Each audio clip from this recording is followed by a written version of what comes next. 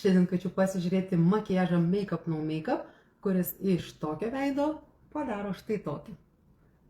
Manau, kad labai matosi akivaizdus skirtumas, paprastai keli žingsniai, kurie pakeičia tavo veido išvaizdą iš labiau pavargusios į šviežią, gaivę ir jaunatviškesnę. Sutikite, skirtumas akivaizdus. Taigi, važiuojam. Labai lengva, labai paprasta, tikrai kiekviena galės tai atlikti. Aš pradedu nuo paakių maskuoklio ir šio maskuoklio paimsiu nedidelį kiekį, lašiuką visiškai, ir to maskuoklio užsidėsiu vidinėme akies kampuke. Į mūsų teptukų galiuku labai atsargiai nedidelį kiekį ir tik tai paties akies kamputyje pamaskuosiu tą tamsiausią vietą. Paakių maskuoklis turi labai gerą funkciją, specialų pigmentą, kuris iš karto paslepia patamsėjimus, pamėlynavimus visus, jeigu yra kažkokios kraujagyslės arčiau odos paviršiaus matomos, tai būtent paakių maskuoklis visą tai labai lengvai ir paprastai užmaskuos. Tuomet aš panaudosiu truputėlį nedidelį kiekį veido maskuoklio, kurį dėsiu, aišku, gal geriau nuo rankos, uždėsiu iš karto čia. Truputį paakių zoną pamaskuoju šviesiu maskuokliu, kad ją išviesinti.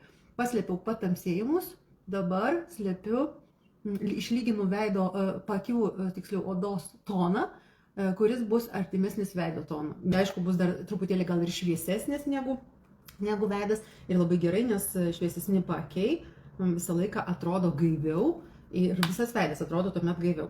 Jeigu turite pigmentinių dėmelių, taip pat galima praeiti su tuo pačiu maskuokliu pigmentinės dėmelės ir labai gerai tinka tokiom vietom kaip raukšlytėm apie lūpas, kurios kartais dėl šešėlių matosi, atrodo gilesnės. Tai tiesiog lengvai praeinu tas zonas. Tai šis maskuoklis labai gerai iškoreliuos viską, iškoreguos visas tas vietas, kur yra pigmentukai, kapiliarai, dėmelės kažkokios netinkamos, matomos, raudoniai, įvairiausi, viską gražiai išlygina veido toną. Na ir dabar dėsiu skystą makiažo pagrindą. Skystas makiažo pagrindas, must have produktas, būtinas produktas, jeigu iš viso imiesi makiažo. Kodėl? Todėl, kad visų pirma, tai yra veido odos ne tik išvaizda, bet ir sveikata. Būtent šis turi ir priešraukšlinę formulę, kurią turi tikrai ne kiekvienas, net kremas. Būtent šis skysto makiažo pagrindas, jis veikia kaip apsauga, kaip šilko rubelis veido, apsaugo visą odą nuo nešvarumų, nuo visko, kas tvyro ore, kas dienos metu, nusėda mums ant tos odos. Ir žinoma, išlygina veido odos toną.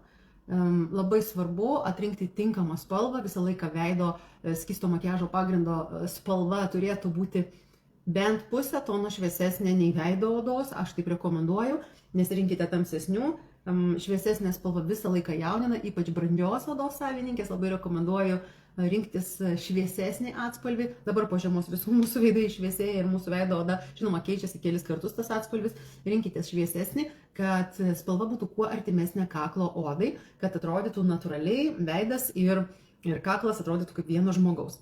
Štai, išlyginau veido odos toną ir jau mano veidas atrodo gerokai geriau. Truputį paryškinsiu antakį, nes šioje pusėje yra paryškintas ir turbūt tas skirtumas matosi.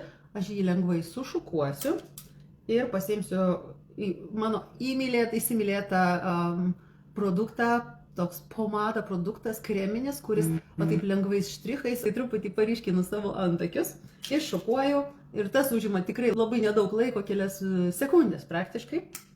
Va čia, man atrodo, dar trūksta truputėlį.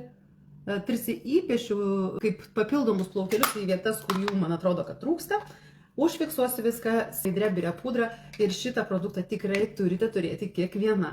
Jeigu norite, kad jūsų makiažas išliktų visą dieną ant veido odos, kad jisai nesubėgtų ten kažkur į raukšleles, kažkur tai nepabėgtų, nenubėgtų ir atrodytų veido odos tonas visą dieną lygus, gražus, kaip ką tik atliktas, labai rekomenduoju fiksuoti skaidria biria pudra. Jie turi tokią magiją, būtent užfiksuoti ir išlaikyti ilgai, suteiks veidui matiškumo ir labai gerą fiksaciją. Jau mano veido oda atrodo gerai.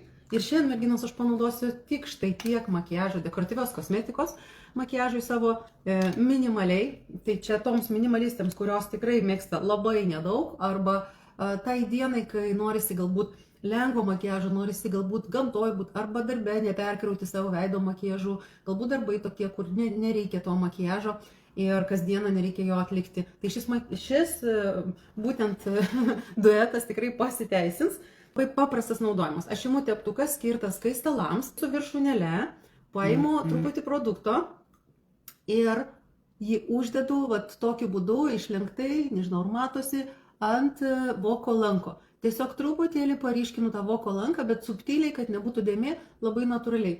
Lengvas prisilietimas ir iš karto matosi, kad tai yra padaryta, kai žinai, o jeigu nežinai, tai atrodo labai natūraliai, tiesiog pasiryškina akies formą. Viskas.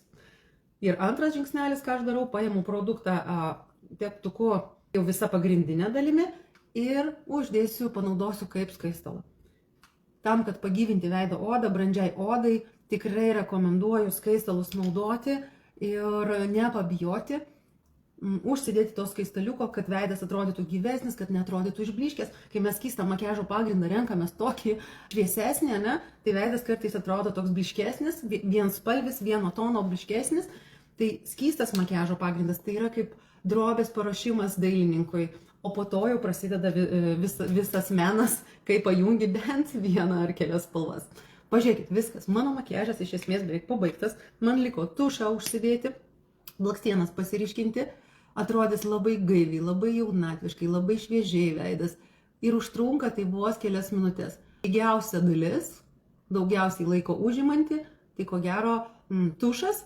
Tai šioje vietoje aš naudoju Intensity tušą, kuris daro priaugintų blakstienų efektą, jis pastorins ir išilgins blakstienas ir čia irgi tu gali, kuo man jis labai patinka, tu gali kontroliuoti tą efektą, tai yra gali labai natūraliai blakstienas pasidažyti ir uždėti tik vieną sluoksniuką vos ryškindama, jeigu nori tiesiog kuo natūralesnio makiažo.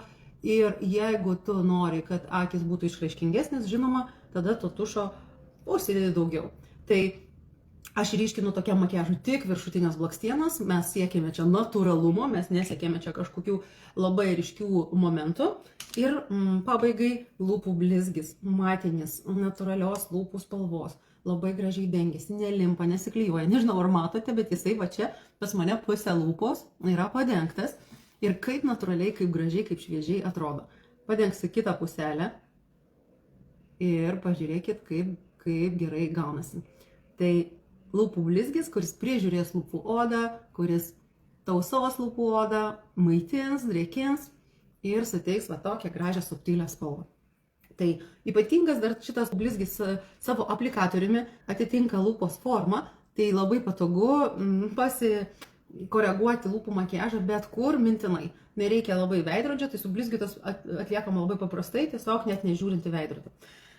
Tai kelios priemonės, skystas makiažo pagrindas, maskuokliai, aš rekomenduoju turėti 2, ypač tom, kurios turit patamsėjusius paakius arba gyslelės kažkokias arba pamėlynavusius paakius, tamsesnę paakio odelę. Tiesiog tai turėti maskuoklį paakių ir turėti maskuoklį pagal savo odos atspalvį, kiek šviesesnį, kuris tiks ir veidui visiems netobulumą maskuoti, skystas makiažo pagrindas, kuris išlygins toną ir kelios dekoratyvios kosmetikos detalės. Antakiai, jūsų akių ir skruostų makiažas, lūpų makiažas ir tušas. Pamiršau birią pudrą, kuri visą tai užfiksuoja. Viskas paprasta, kelios priemonės ir pažiūrėkite, koks švelnus, gražus makiažas gavosi. Parašykit savo nuomonę, ar jums toksai patinka, ar tokį mielai naudotumėte makiažą.